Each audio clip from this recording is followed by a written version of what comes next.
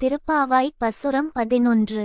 கற்று கரவை கணங்கள் பலகரந்து செற்றார் திரளழியச் சென்று செருச்செய்யும் குற்றமொன்றில்லாத கோவலர்த்தம் பொற்கொடியே புற்றர வல்குல் புனமையிலே போதராய் சுற்றத்து தோழிமார் எல்லாரும் வந்து நின் முற்றம் புகுந்து முகில்வண்ணன் பேர்பாட சிற்றாதே பேசாதே செல்லப்பெண் தாட்டினி எற்று குரங்கும் பொருளேலோ ரெம்பாவாய். திருப்பாவாய் பசுரம் 11. மீனிங் மற்றும் விளக்கம்.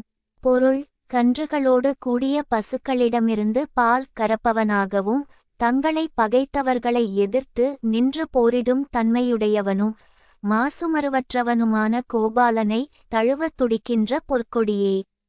புற்றில் இருக்கும் பாம்பின் படத்தை போன்ற அல்குலை உடைய மயில் போன்றவளே, நம் சுற்றுப்புறத்திலுள்ள எல்லா தோழியரும் உன் வீட்டு வாசலில் வந்து கூடிவிட்டார்கள். அவர்கள் மேகவண்ணனாகிய கண்ணனை புகழ்ந்து பாடிக்கொண்டிருக்கிறார்கள். செல்வத்தையும் பெண்மையையும் புனிதமாய் காப்பவளே, இதையெல்லாம் கேட்டும் அசையாமலும் பேசாமலும் உறங்கிக் கொண்டிருக்கிறாயே. அர்த்தமற்ற இந்த உறக்கத்தினால் உனக்கு என்ன பலன் கிடைக்கப் போகிறது? விளக்கம்: நேரம் ஓடிக்கொண்டே இருக்கிறது. தோழியோ எழுந்து வந்தபாடில்லை. நாமாக இருந்தால் என்ன செய்திருப்போம்?